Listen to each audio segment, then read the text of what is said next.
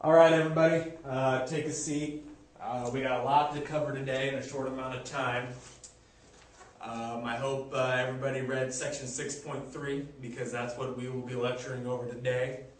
Also, your 6.3 worksheet is due today. I will be picking that up at the end of the period. As you can tell, section 6.4 is already on your desk. I'll explain when that is due at the end of the class period today. Also, we will be lecturing on section 6.3, and then we'll have a short 2-minute video at the end of class about child labor. But for right now, I want everybody to take out a piece of paper and a pencil and take a few minutes to take a look at John Ferguson Weir's Gun Foundry painting in 1867. What does this painting suggest about the conditions faced by the workers during this time? Give you about a minute or so. Yes, JD. If you don't have a pencil, you can use a pen, marker, or crayon even. Just use a writing utensil, Mr. Peterson. Sierra. No, you just need to write a few things. They don't need to be in complete sentences, just a couple of thoughts and jot down a few things. All right. Adam, what do you think this picture suggests? Long working hours? That is correct. Dylan. Unsafe conditions. That is also correct. Tony. Not fun. Yes, that does not look fun. I will agree with you. That does not look fun. All of these conditions are what men, women, and children faced every single day when they went to work. Now what I'll do, we're going to pull up the lecture notes. Everything written in red, I'm going to need you guys to write down. Everything written in black, you don't have to write down. But I strongly encourage that you can if you want to or not. All right, the growing workforce. With Carnegie and Rockefeller building all these factories, they needed people to work in them. It kind of created a perfect storm because as the time they were creating these factories and these jobs were being needed to be filled, a large number of immigrants were coming overseas.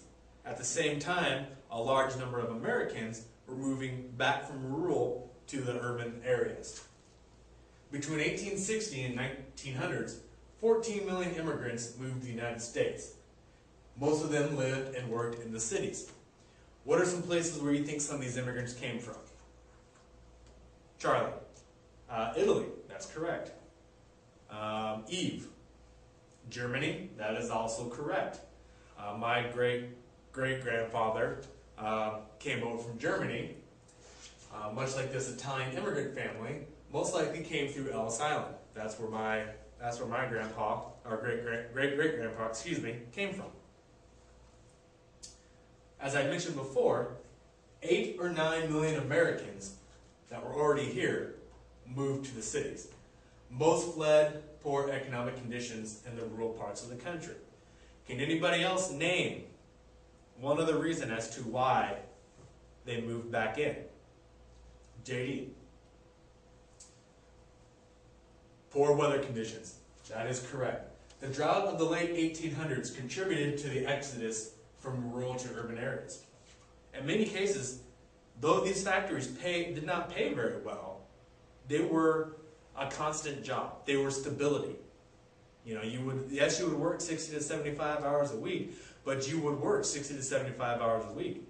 If the weather was terrible and you had a drought, then you wouldn't have any crops, you wouldn't get money. At least in these factories, you could still work. Now, factory work, as you could tell from the picture, wasn't necessarily the greatest. In 1860s, most states had a 10-hour workday, though it was rarely enforced. Most laborers worked at least 12-hour days, 6 days a week. The only days they got off were Sundays, and that was to go to church. And for children, that was probably the one day a week that they got some type of formal education. Now, imagine only going to school one day a week, but yet having to work 60 to 75 hours during the week. Most industries didn't pay by the job. Anybody here know what they paid by? Derek. Salary? No, they were not on salary. Courtney. Commission? Yeah. In a way, commission. You know, much like a car salesman sells a car, he gets commission for it. But during this time, it was piecework.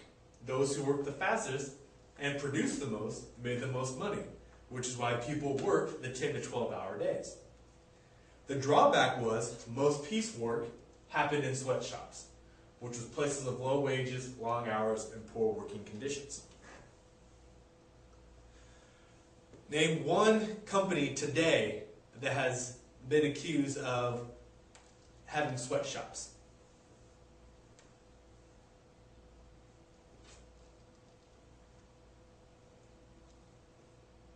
Anybody? I will give you a hint. A lot of athletes wear their shoes. A lot of you kids are wearing their shoes now. Nike. Good job, Mr. Ria. Nike has been accused of running sweatshops in their overseas, as you see from this these couple pictures. Just do it or else with a whip, and the Nike swoosh symbol, but in between slavery. Mr. Peterson, do you want to put your cell phone away? This is class period. I'll have to confiscate it.